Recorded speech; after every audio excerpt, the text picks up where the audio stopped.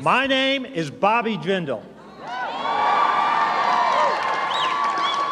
I am governor of the great state of Louisiana, and I am running for president of the greatest country in the world, the United States of America.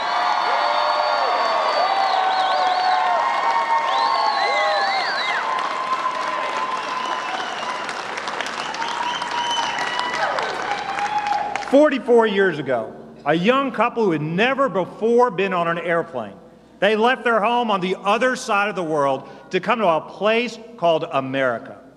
They had never seen it. There was no internet to search, but they had heard the legend. There was a place in this world where people were free and the opportunities were real. They weren't really coming to a geographical place. They were coming to an idea. And that idea is America.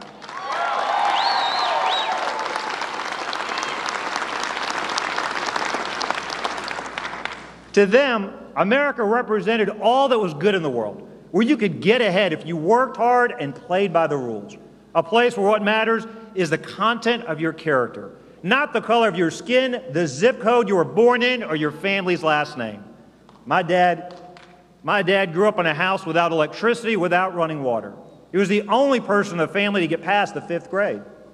He and Mom, they came to Louisiana because they believed in America. And when they got here, they found that the legend was true. They found that the people of Louisiana accepted them. And they found that America is indeed the land of the free and the home of the brave.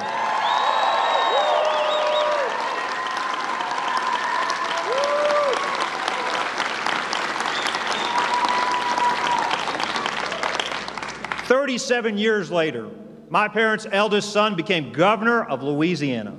It was the aftermath of Katrina. Our economy was locked in a downward spiral. Our biggest city was reeling. For 25 straight years, more people had left this state than had moved into it. Louisiana was in big trouble. So we had to make big changes. We had to believe in Louisiana again, and that is exactly what we did.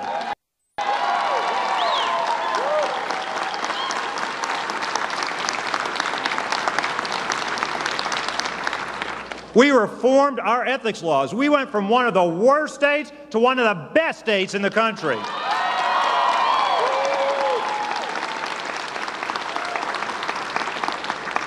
We privatized our outdated government-run hospital system. We reformed education with nearly 100% charter schools in New Orleans. And now we have statewide school choice because every child deserves an equal opportunity for a great education.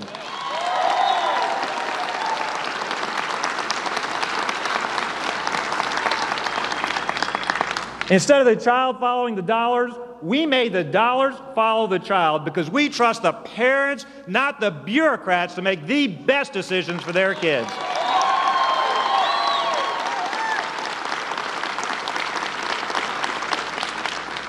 We did what they said could not be done. We shrank our government. We cut our budget by 26%.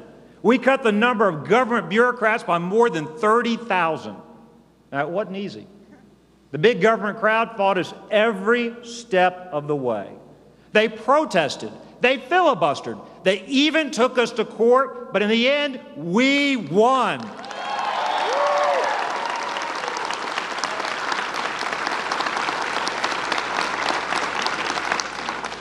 Today, we have more people moving into Louisiana than out of it, our highest population in history.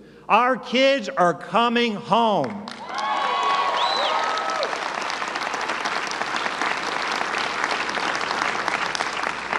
And now we have more people working than at any time in our state's history, with the highest incomes in our state's history.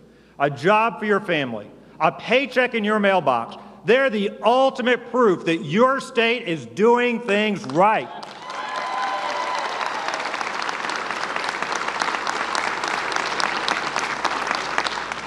But of course, there's another side to the story. The big government crowd, they hate what we have done. They say that we have cut the government more than anyone. The government budgets are always running low on funds with me in the governor's office. My response to the big government crowd is simply this: yes. I am guilty as charged, and our state is better off for it today.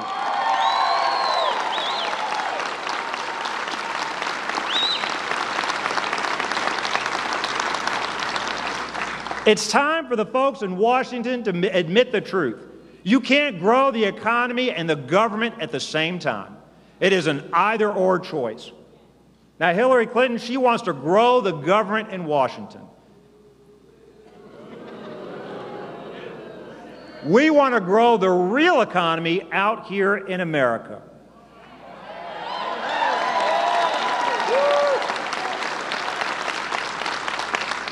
Here's the key difference. Democrats evaluate success in terms of the prosperity of government. We define success in terms of the prosperity of our people.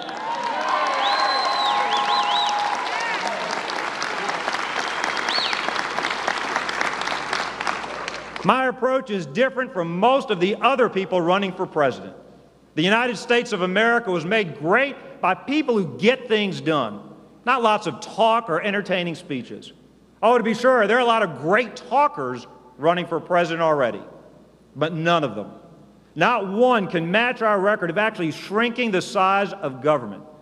If great speeches helped our country, we'd be on Easy Street right now. The guy in the White House today, he's a great talker. We have a bunch of great talkers running for president. We've had enough of talkers. It is time for a doer.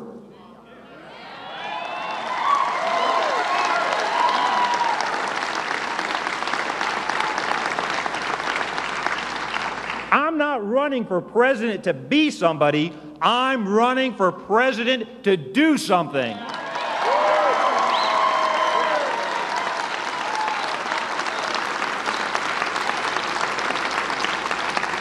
Oh, it's easy to talk about the mess that Obama has made of our country.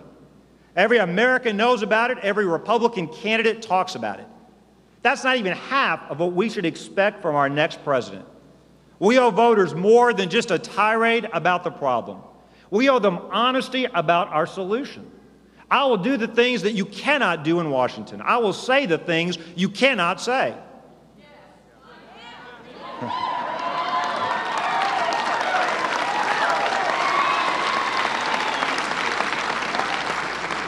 I served 2 terms in Congress. I can tell you how it works in Washington. If you want to be with the cool kids, if you want to be liked by the media, if you want to be invited to the right cocktail parties, you have to accept there are things in Washington you just cannot do. They say you cannot reduce the size of government or the number of bureaucrats. Oh, you might be able to cut the rate of increase here and there. But they say you cannot actually cut government spending. But we can and we will.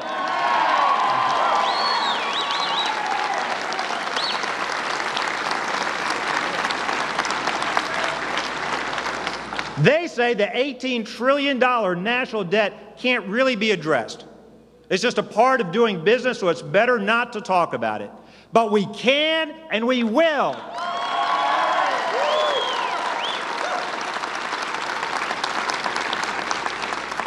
They know Social Security and Medicare are going bankrupt, but they're afraid to do anything about it.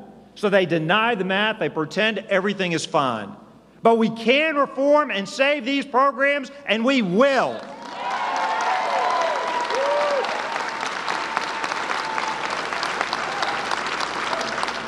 In Washington, they say term limits is a quaint idea that we are naive to believe in. They think we need a permanent class, a ruling class of elites. It's safer to not rock the boat. But we can rock the boat, and we will rock the boat.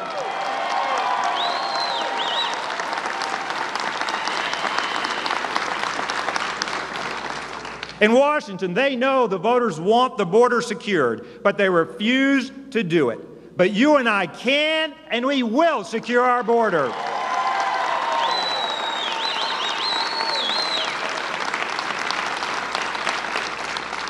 Finally, they say we can't really repeal and replace all of Obamacare. But I'm the only candidate who has written a replacement plan, a free market plan that focuses on reducing costs.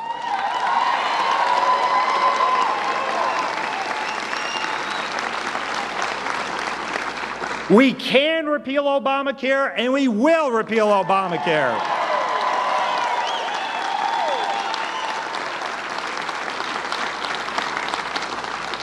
But today's Republican Party in Washington, D.C. has been beaten into submission. It is increasingly afraid to speak the truth. It's time to say what everybody is already thinking. The emperors in Washington, they're not wearing any clothes.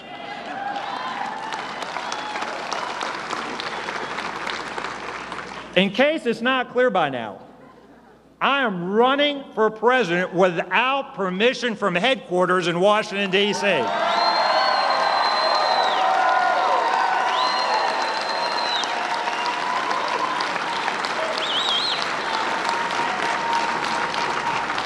But rest assured, I am tanned, rested, and ready for this fight.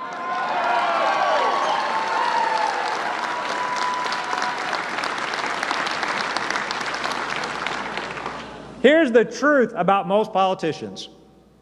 They're selfish. They're followers, not leaders. They worry more about their own fate than the country's fate. They take polls, they figure out where the public is headed, they run out front, they pretend to be leading the parade. It's easy to be a popular politician. Don't rock the boat. Kiss a bunch of babies, cut ribbons, don't make big changes. But I'm not going to take the easy way out. If you want somebody who's just going to pretend that everything is fine, just make some small tweaks, then you want somebody else. I'll make this promise to you. I will never lead from behind.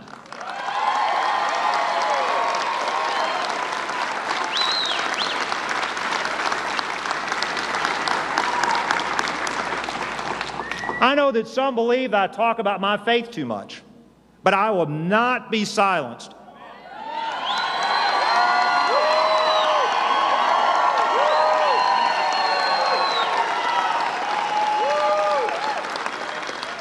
I will not be silenced in order to meet their expectations of political correctness.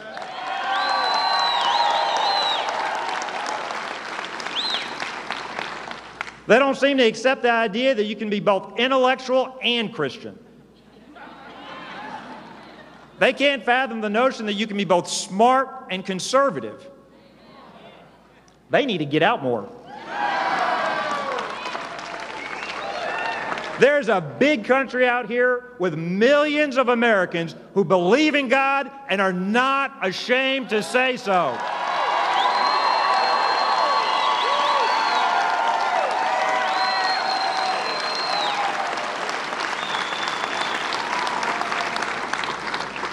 I'd be wary of a president who didn't seek wisdom from the Almighty.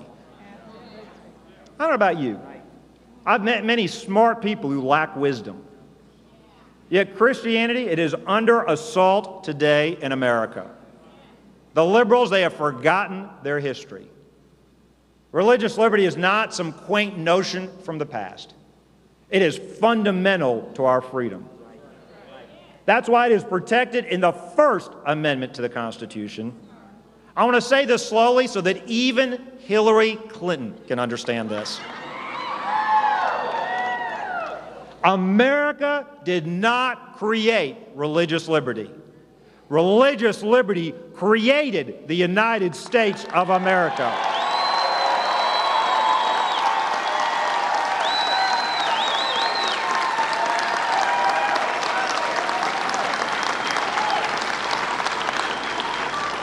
And it's time we stop trying to divide ourselves against each other. Hillary Clinton is always trying to divide us by ethnicity, by gender, by economic status. I don't know about you, but for me, I'm sick and tired of people dividing Americans.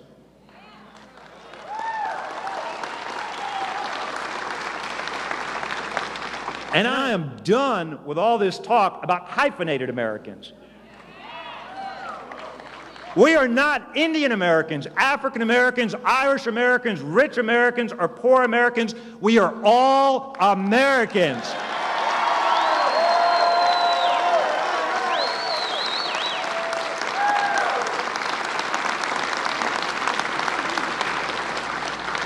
And while I'm at it, here's another thing you're not allowed to say, but I'm going to say it anyway. We cannot allow people to immigrate to our country so they can use our freedoms to undermine our freedoms.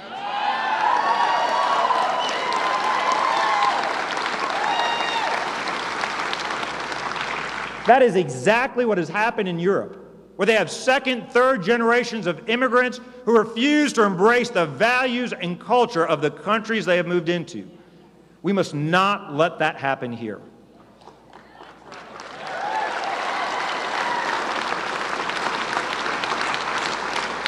It is not unreasonable to demand, if you want to immigrate to America, you must do so legally. You must be ready and willing to embrace our values, learn English, and roll up your sleeves and get to work.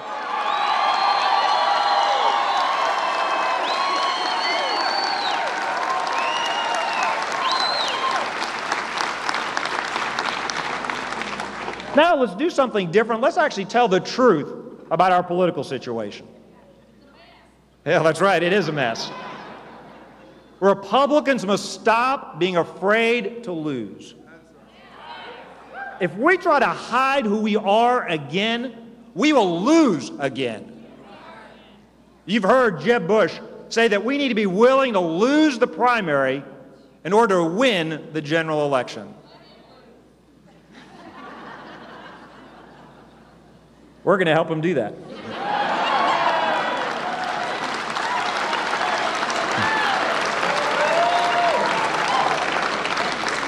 Let me translate that for you. I want to translate that political speak into plain English. What Jeb Bush is saying is that we need to hide our conservative ideals. But the truth is, if we go down that road again, we will lose again. Let's do something new. Let's endorse our own principles for a change. Let's boldly speak the truth without fear.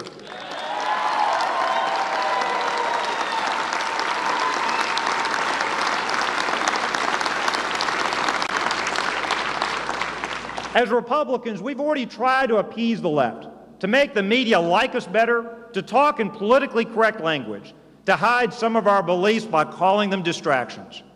We've tried to mask our conservative ideals, and we have failed. Every Republican will tell you they are for school choice, shrinking government, cutting the government workforce, and getting rid of Common Core. But talk is cheap. Talk is just talk.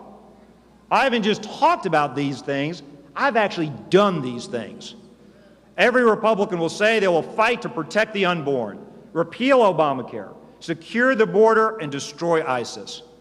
I won't simply talk about these things, I will get these things done.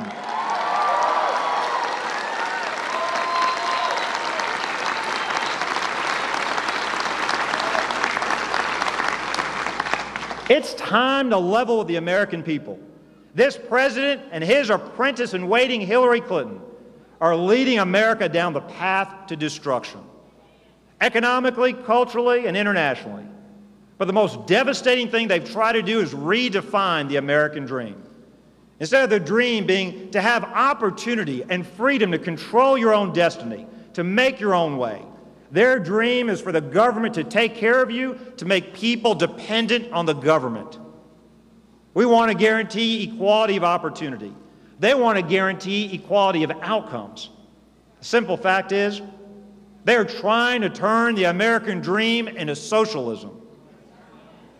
Now, the folks in Washington, they may call that the American dream. Out here in America, it's not mine either. Out here in America, in the real world, we call that the European nightmare.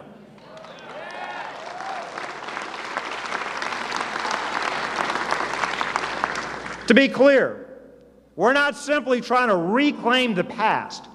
No, quite to the contrary. We are laying our claim on the future, a future where America leads the world.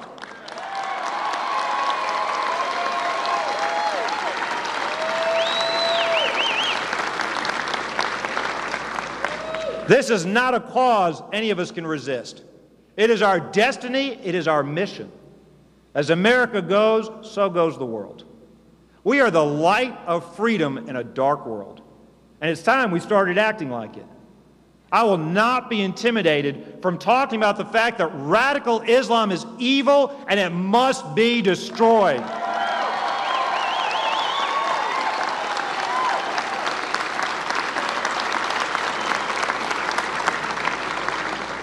Containment is a strategy for losers.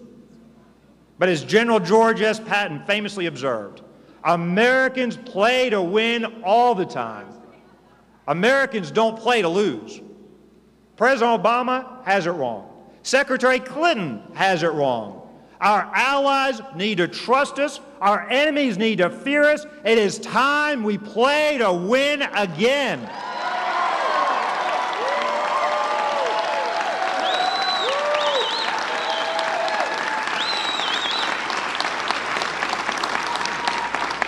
As president, I will have 4 objectives.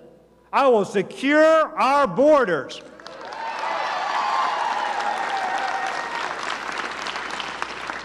I will replace Obamacare with a health care system that focuses on reducing costs and restoring freedom.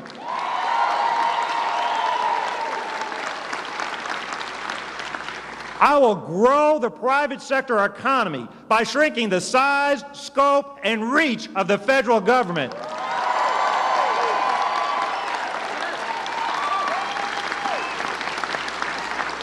And I will rebuild America's defenses and restore our standing on the world stage.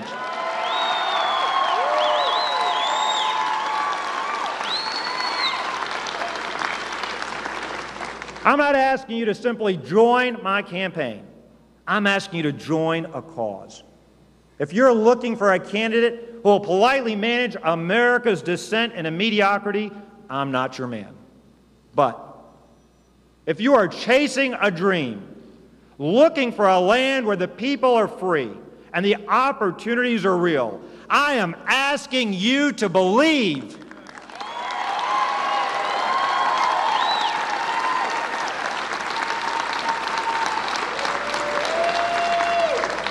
My dad told me as a young child that Americans can do anything.